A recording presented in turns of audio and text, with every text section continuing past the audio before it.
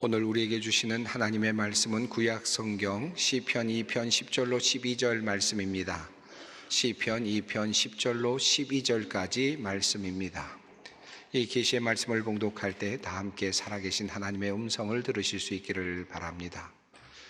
그런즉 군왕들아, 너희는 지혜를 얻으며 세상의 재판관들아, 너희는 교훈을 받을지어다.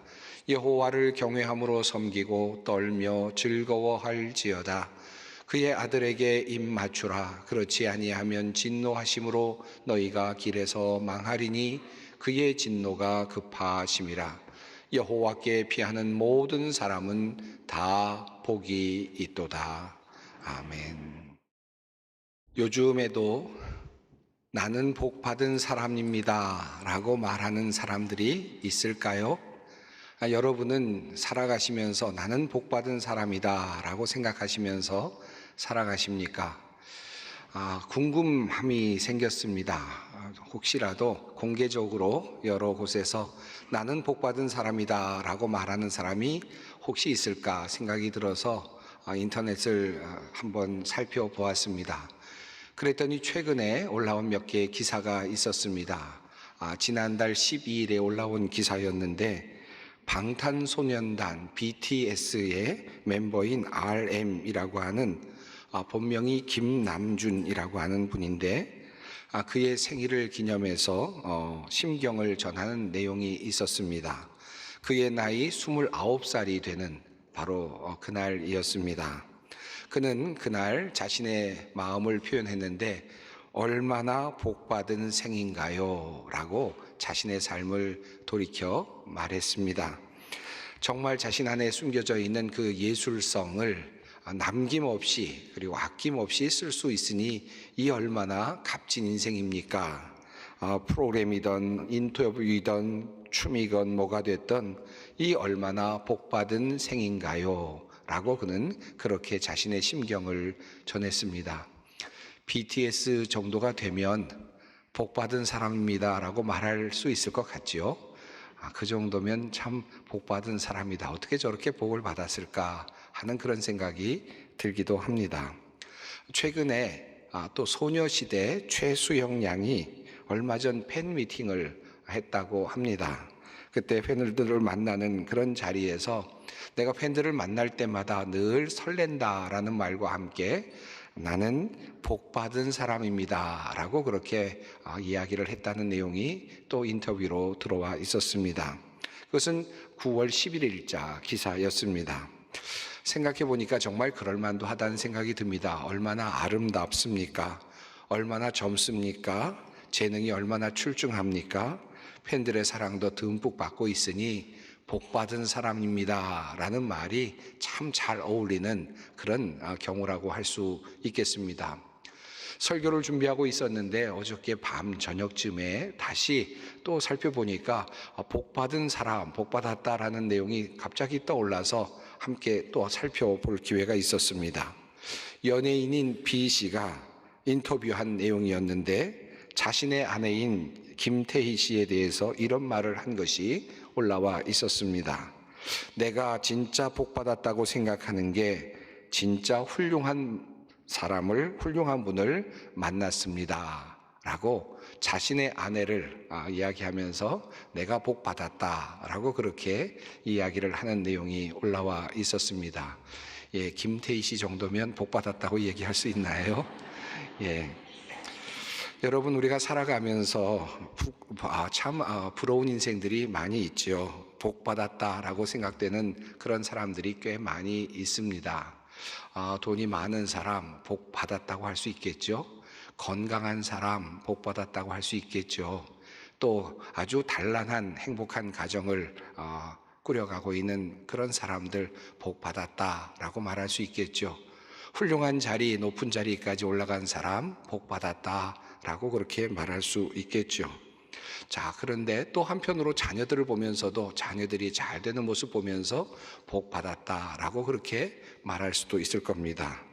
아무리 먹어도 살 안 찌는 사람 복받았다라고 그렇게 말할 수도 있을 것 같습니다. 자, 그렇다면 성경은 복에 대해서 무엇이라고 말할까요? 성경에는 복에 대한 내용이 참 많습니다. 복이라는 단어가 많이 있습니다. 그래서 이 모든 것을 오늘 다 이야기할 수는 없겠죠. 제가 이런 궁금증이 생겼습니다. 성경에 복이 있도다라는 그런 문장과 더불어서 어떤 내용들이 나오고 있을까 하는 궁금증이 생겼습니다. 그래서 성경 전체를 통틀어서 복이 있도다라는 말이 문장이 몇 번이나 나오는지, 그리고 그 문장 속에 그 주위에 어떤 내용이 들어있는지를 한번 살펴보고 싶었습니다. 그래서 검색을 해보니까 개역 개정 성경으로는 27번 정도 성경에 나오고 있는 것이 확인이 되었습니다. 그 첫 번째로 나오는 그 내용이 시편 2편 오늘 본문 말씀이었습니다. 이 복이 있도다라는 말씀, 이렇게 나온 여러 검색된 내용들을 쭉 정리해 보면서 크게 두 가지 내용이 있다는 사실을 알게 되었습니다. 성경에 나오는 복이 있도다라고 하는 이 말씀의 한 절반 정도는 이 세상에서 살아가면서 누릴 수 있는 복에 대한 내용들이 있었습니다. 이 세상에서 우리가 어떤 복을 누리며 살 수 있을까? 복이 있도다라는 이 말씀 속에 한 절반이 그것에 해당이 되었습니다. 그런데 참 재미있게도 성경에 나오는 복이 있도다라는 말씀의 또 다른 절반은 이 세상 너머에 있는, 이 세상이 포함되지 않는 그러한 복이었습니다. 다시 말하면 우리의 죽음 이후에 있을 복, 또 우리가 살아가는 그 세상 이후에 있을 복에 대한 내용이 또 한 절반 정도 있는 것을 확인할 수 있었습니다. 저는 이것을 보면서 이런 생각이 들었습니다. 이 성경 말씀이 참 진리이구나 하는 생각이 들었는데, 왜냐하면 우리 인생은 결국 이 세상 속에서 유한하게 끝나게 되고, 그리고 우리는 또 다른 세상을 바라보고 있기 때문입니다. 그러므로 이 세상 속에서의 복, 그리고 또 다른 세상 속에서의 복을 말씀하고 있는 성경이 참 진리이다라는 생각을 하며 말씀을 다시 보게 되었습니다. 자, 그런데 성경에는 이 복과 관련해서 우리가 생각해야 될 몇 가지가 있습니다. 몇 가지 조건이 있는데, 첫 번째는 바로 복을 주시는 분은 하나님이시다라고 하는 것입니다. 하나님으로부터 복이 나온다. 이것이 성경이 우리에게 말씀하고 있는 매우 중요한, 아주 중요한 내용입니다. 두 번째로 복을 받아 누리고 있는 인간, 하나님으로부터 복을 받아 누리고 있는 인간은 유한한 삶을 살아가고 있다라고 하는 것입니다. 다시 말하면 이 땅에서는 반드시 죽게 되어 있다라는 것이죠. 다시 말하면 이것을 바꿔 말한다면 이 세상에서 누리는 그 모든 복들은 다 놓고 갈 수밖에 없다라고 하는 것입니다. 세 번째로 또 복과 관련된 매우 중요한 성경의 말씀은 이 인간의 죽음 이후에 무언가 또 다른 세계가 있고 그 안에 하나님의 복이 감추어져 있다라고 하는 사실입니다. 이것이 바로 복과 관련된 매우 중요한 세 가지 차원이라고 할 수 있겠습니다. 우선 이 세상의 복과 관련하여서 매우 아주 자주 그리고 빈번하게 사용되는 한 문장 또 표현이 있는데요. 그것은 바로 경외라는 단어이고 하나님을 경외한다라고 하는 표현입니다. 이 표현은 복이라는 단어가 나올 때마다 아주 자주 함께 나오는 그런 표현이 되겠습니다. 몇 곳을 한번 살펴보겠습니다. 시편 112편 말씀입니다. 할렐루야, 여호와를 경외하며 그의 계명을 크게 즐거워하는 자는 복이 있도다. 그의 후손이 땅에서 강성함이요 정직한 자들의 후손에게 복이 있으리로다. 부와 재물이 그의 집에 있음이요 그의 공의가 영구히 서 있으리로다. 이렇게 말씀되어 있습니다. 여러분, 이 말씀을 보면 이 세상에서 누리는 그런 복에 관련된 내용이라는 것을 알 수 있죠. 부와 재물이 있고 강성함이 있고 후손이 잘 되는 복, 이런 복에 대한 내용들이 있는데 그 앞선 내용이 바로 이런 내용입니다. 하나님을 경외하는 자가 복이 있고 그의 계명을 따라 살아가는 자가 복이 있다. 다시 말하면 하나님을 경외하면서 그의 말씀을 따라가는 그런 사람들이 부와 재물을 누리게 될 것이고 후손의 강성함을 누리게 될 것이다 라고 하는 말씀입니다. 시편 128편도 또한 이렇게 말씀합니다. 여호와를 경외하며 그의 길을 걷는 자마다 복이 있도다. 내가 내 손이 수고한 대로 먹을 것이라. 내가 복되고 형통하리로다. 여기 보면 내 손이 수고한 대로 이 땅에서 먹을 것이다. 잘 살게 될 것이다. 네가 복되고 형통하게 될 것이다. 어떤 사람이 그렇다는 말씀입니까? 하나님을 경외하는 사람이 그러하고 그의 길을 따라 살아가는 사람이 그와 같은 이 세상에서의 복을 누리게 될 것이다. 하나님이 복을 주시는 분이시기에 하나님을 경외하는 사람이 복을 누리게 될 것이다 라는 말씀입니다. 이 세상에서 누가 복을 받을 수 있는가? 하나님을 경외하는 사람이다. 이 말씀을 다른 말로 해석하면 어떻게 할 수 있을까요? 저는 이것을 하나님의 존재를 인정하는 사람이 복을 받는다라는 말로, 하나님을 인식하며 살아가는 사람이 복을 받는다라는 말로, 하나님을 의식하며 살아가는 사람이 복을 누리게 될 것이다 라는 말로 바꿀 수 있을 것이라 생각합니다. 다시 말씀드리면 우리가 살아가면서 하나님이 계시다, 하나님이 나에게 복을 주시는 분이시다, 나는 그 하나님을 의지하며 하나님께 간구하며 살아간다 라고 생각하고 살아가는 사람들이 하나님으로부터 복을 누리게 된다라고 하는 말씀입니다. 성경은 말하고 있습니다. 그런 사람이 후손들이 강성하게 될 것이다. 그리고 그런 사람들이 부와 재물을 누리게 될 것이고 네 손이 수고한 대로 먹고 마시게 될 것이다 라고 하는 말씀을 우리에게 하고 있습니다. 그러므로 시편 34편은 또한 우리에게 이렇게 요약적으로 말씀합니다. 너희 성도들아 여호와를 경외하라. 그를 경외하는 자에게는 부족함이 없도다. 하나님을 의지하며 하나님을 경외하며 하나님을 의식하며 살아가는 사람들에게는 부족함이 없을 것이다. 이 땅에서 살아가는 동안 하나님께서 때를 따라 먹여주시고 부족함이 없게 만들어 주실 것이다 라고 하는 말씀입니다. 어떤 분들은 아마 이런 말씀을 읽으면서 이런 생각이 드실 겁니다. 하나님 믿지 않는 사람들 중에도 부자도 많고 잘 되는 사람도 많고 부러워 보이는 사람들도 참 많이 있는데 하나님만 믿어야 부유해지고 또 잘 살 수 있다는 말은 좀 맞지 않는 것 같다라는 생각이 드시는 분들도 있겠죠. 여러분, 여러분의 인생을 사시면서 이런 생각 해보시지 않으셨습니까? 여러분, 옆에서 잘 되는 분을 보는데 그런데 그 사람은 거짓말도 하고 또는 속이기도 하고 또는 잘못된 일도 하면서 계속해서 올라가고 또 올라가고 가지고 움켜쥐는데 그런 분들을 보시면 어떤 마음이 드십니까? 참 부럽다. 나도 저런 사람처럼 됐으면 좋겠다. 저런 사람처럼 그렇게 복받았으면 좋겠다. 이런 생각 드십니까? 그렇지 않지요. 불안하다. 저 사람 좀 저러다 어떡할 건가? 저러다가 큰 일을 당할 텐데 라는 걱정이 더 드시지 않습니까?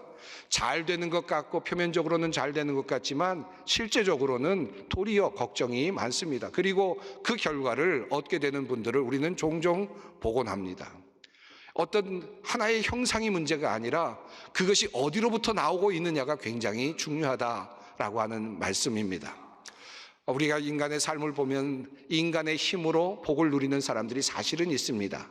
자신이 가지고 있는 지혜와 능력으로 돈을 벌기도 하고 높은 곳에 올라가기도 하고 그렇게 살아가는 분들이 또한 많이 있죠. 인간이 그 정도의 능력은 가지고 있기에 부를 창출할 수도 있고 또 다른 어떤 것들을 만들어낼 수도 있습니다. 그러나 그 모든 것들이 같은 모양이라 할지라도 하나님으로부터 우러나오고 있는, 하나님으로부터 나오고 있는 생명의 젖줄기와 같은 것으로부터 나오고 있는 부요함이 있고 복이 있다라고 하는 사실입니다. 성경은 그 사실을 우리에게 말씀하고 있습니다. 하나님으로부터 그 복이 임한다는 사실 말씀하고 있는 것입니다. 자, 그렇다면 이 세상에서의 복은 하나님을 경외하고 하나님을 두려워하고 하나님을 의식하며 살아가는 사람들이 누리는 복이라고 한다면 이 세상 너머에 있는 복은 어떠한 복이 되겠습니까? 성경이 우리에게 늘 말씀하고 있는 매우 중요한 사실이 있죠. 그것은 바로 우리 인간에게는 끝이 있다라고 하는 것입니다. 성경은 이러한 인간의 운명을 이렇게 분명하게 표현하고 있습니다. 귀인들을 의지하지 말며 도울 힘 없는 인생도 의지하지 말지니 그의 호흡이 끊어지면 흙으로 돌아가서 그날에 그의 생각이 소멸하리로다.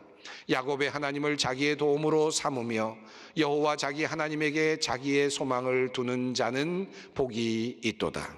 이 말씀은 참 놀랍습니다. 인생은 그저 허무하게 끝나게 될 것이다. 결국 모든 것이 소멸하게 될 것이고 흙으로 돌아가게 될 것이고 생각조차도 이미 소멸하게 될 것이다. 이 말씀을 성경이 합니다. 그런데 그러면 끝 아닙니까? 다 끝난 것 아닙니까? 절망 아닙니까? 그럼에도 불구하고 한 가지 희망을 성경은 우리에게 말씀하고 있습니다. 그런데 하나님에게 소망을 두는 사람은 무언가 길이 있다는 것입니다. 그 죽음 앞에서 완전히 허물어지는 그 자리에서도 하나님을 향하여 소망을 두는 사람은, 희망을 두는 사람은 무언가 또 다른 길이 열릴 수 있다라고 하는 사실을 성경은 말씀하고 있습니다. 과연 인간이 죽은 다음에 흙으로 돌아간 다음에 어떤 일이 일어날까요? 사실은 우리는 우리의 상상으로는 알 수 없습니다. 그저 우리의 생각으로는 알 수 없습니다. 그런데 성경은 우리에게 분명히 말씀하고 있습니다. 히브리서 9장의 말씀입니다. 한 번 죽는 것은 사람에게 정해진 것이요 그 후에는 심판이 있으리니. 인간의 삶을 요약하고 인간의 삶을 정리하며 인간이 죽은 후에, 인간의 마지막 후에는 하나님의 심판이 있을 것이다 라는 사실을 성경은 우리에게 말씀하고 있습니다. 자, 그렇다면 하나님의 심판 앞에 설 때, 우리가 죽음 후에 하나님의 심판 앞에 설 때 우리는 온전할 수 있을까요? 공의로우시고 모든 것을 아시는 하나님, 영원하신 하나님, 전능하신 하나님의 눈에 우리가 과연 옳게 보일 수 있겠습니까? 이것이 우리에게는 두려움이기도 합니다. 로마서 8장은 그러므로 이렇게 말합니다.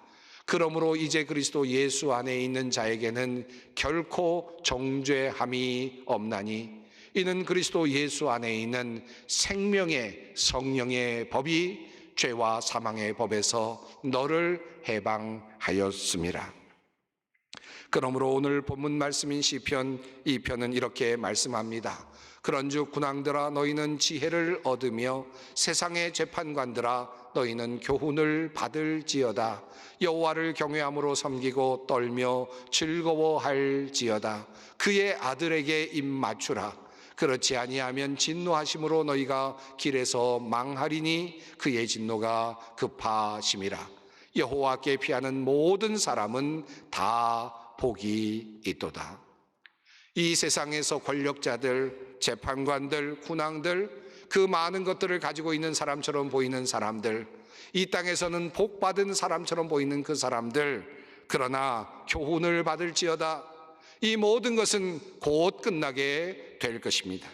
그리고 이제 한 가지, 그곳에서 살아남는 유일한 길은 주님을 경외하며 떨며 주님을 향하는 것입니다. 그 아들에게 입 맞추는 것입니다. 예수 그리스도의 그 보혈 앞에 무릎을 꿇는 것입니다. 그렇지 아니하면 진노 가운데 망하게 될 것이고 죽음이 끝이 될 것입니다. 그러나 여호와를 향하여 피하는 사람들은 복을 누리게 될 것입니다. 이것이 성경이 우리에게 말씀합니다. 하는 내용입니다. 예수님께서 이 땅에 오셔서 하신 주옥과도 같은 말씀들이 있습니다. 내가 곧 길이요 진리요 생명이라. 나는 부활이요 생명이라. 내게 오는 자는 줄이지 않을 것이다. 내게 오는 자에게 영원한 생명을 줄 것이다. 주님께서는 끊임없이 말씀하셨습니다. 그리고 또한 주님께서 말씀하셨습니다. 누구든지 나로 말미암아 실족하지 아니하는 자는 복이 있도다 하시니라. 예수 그리스도를 붙잡는 우리들은 복이 있습니다. 제가 미국에서 목회할 때 일입니다. 어떤 분이 늘 예배 때마다 아주 한동안 오랫동안 그저 교회를 나오기는 했는데 교회 예배당 안으로 들어오지 않은 그런 분이 계셨습니다. 자기 아내와 아이들은 교회 예배당으로 들여보내고는 밖에서 예배가 끝날 때까지 기다렸다가 그리고 아내와 아이를 데리고 돌아가는 그런 분이 계셨습니다. 그런데 그분은 사실은 미국에서 굉장히 유명한 석학이었고 굉장히 중요한 분이었습니다. 위대한 핵물리학자였는데 국가가 안전을 보호하는 수준의 그런 사람이었습니다. 그래서 밖에 나와서 항상 그저 아내와 아이들을 픽업하고 또 라이드를 해주는 그런 일이 계속됐는데 어느 날부터 슬금슬금 예배당 안으로 그분이 들어오기 시작했습니다. 그리고 예배를 함께 드리기 시작했는데 조금씩 그 안에 신앙심이 생겨나기 시작했습니다. 그래서 교회당 와서 함께 예배를 드리는 일이 이제 계속되었습니다. 얼마 되지 않았는데 그만 큰 일이 생겼습니다. 그가 암 선고를 받게 된 것입니다. 그런 일이 일어나게 되니까 모든 성도들이 긴장을 하고 또 염려를 하게 되었습니다. 모처럼 이제 예수를 막 믿게 되었는데, 이렇게 예수를 믿게 되었는데 암에 걸렸으니 실망하고 도리어 예수를 떠날지 않을까 하는 그런 생각이 들어서 많은 교우들이 함께 기도를 하였습니다. 하지만 결국 1년여 동안의 투병 끝에 그는 세상을 떠나게 되었습니다. 그런데 그가 이렇게 투병의 생활을 하는 중에 그가 세상을 떠나기 마지막 즈음에 그분이 했던 말이 제 마음속에 아주 오랫동안 남아 있습니다. 그분은 이런 내용을 말씀하였습니다. 나는 수지 맞은 인생입니다. 내가 이 땅에 태어나서 인류를 위해서 큰 일을 할 수 있게 되었으니, 나의 연구 작업을 통해서 큰 일을 할 수 있었으니 참 감사하고, 사랑스러운 아내를 만났으니 참 감사하고, 귀한 자녀들 얻고 그들의 미래를 축복할 수 있으니 참 감사하고, 그리고 가장 중요한 것은 인생이 결국은 죽음으로 끝난다는 것은 자명한 사실인데, 내가 이제 그것이 끝난 다음에 어디로 가는지를 알게 되었고, 그리고 그것으로 갈 믿음을 갖게 되었으니 저는 정말 복 받은 사람입니다. 그렇게 이야기를 하는 것입니다. 그리고 그는 세상을 떠났습니다. 아마도 그는 하나님의 나라에서 복 받은 인생으로 또한 또 주님과 함께 영원한 삶을 함께 살아가고 있으리라 생각합니다. 어느 날 제가 장례식장에 갔을 때 입관 예배를 함께 드렸던 적이 있었는데, 입관 예배를 할 때는 이제 고인을 관으로 모시고 관에 모시고 이제 이렇게 다 모으는 그런 일을 하게 되죠. 사실은 마지막으로 그분의 시신을 몸을 보는 그런 시간이기도 합니다. 가장 정말 엄숙하기도 하고 가장 슬픈 그런 시간이 입관 예식이 되죠. 그 입관 예식을 막 이제 마무리하는 때였는데, 그곳에 있었던 한 분이 가족이었던 것 같은데, 제가 이곳에서 노래를 하나 부르고 싶습니다 라고 하는 겁니다. 그런데 입관 예배를 드리는데 노래를 부른다는 게 참 쉽지는 않은데, 그래도 노래를 부르겠다니까 한번 노래를 불러보세요 라고 그렇게 허락을 했습니다. 나훈영 씨의 시편 23편을 그가 노래를 불렀습니다. 여호와는 나의 목자시니 내게 부족함이 없으리로다. 여호와는 나의 목자시니 내게 부족함이 없으리로다. 관이 놓여 있는 그 자리에서 나로 하여금 푸른 초장에 눕게 하시며 잔잔한 물가로 인도하시도다. 진실로 선함과 인자하심이 나의 사는 날까지 나를 따르리니 내가 여호와의 전에 영원토록 거하리로다. 그 노래를 관 앞에서 부르는데 영원토록 이 말씀이 가슴에 확 들어왔습니다. 그리고 그렇다, 정말 그렇다 라고 그런 마음으로 그분을 환송할 수 있었습니다. 우리 기독교는 관 앞에서, 죽음 앞에서도 영원하신 주님 앞에 노래를 부를 수 있고, 그리고 또 그 믿음을 표현할 수 있는 종교입니다. 오늘 나는 복 받은 사람입니다. 어떤 분들은 나는 참 복이 없습니다 라고 말할지 모르지만, 여러분 이 믿음을 갖고 있다는 이것만으로 이미 여러분은 복 받은 사람입니다. 이 세상을 넘어 하나님의 나라에까지, 영원한 나라에까지 이르는 복을 받은 사람입니다. 이 믿음으로 우리의 삶을 힘차게 살아가시기 바랍니다. 함께 기도하겠습니다. 사랑의 하나님, 흙으로 돌아갈 인생을 향하여 숨을 불어넣어 주시며 이 땅에서 복된 삶을 살도록 축복하여 주시니 감사합니다. 주님을 경외하며 복된 인생 살게 하여 주시옵소서. 마지막 날 주님 앞에 설 때 우리는 부족하나 주님의 보혈 힘입어 어린 양의 잔치에 참여하게 될 것 믿습니다. 영원한 생명을 복으로 누리게 되는 우리 모두가 되게 하여 주시옵소서. 예수님의 이름으로 기도드립니다.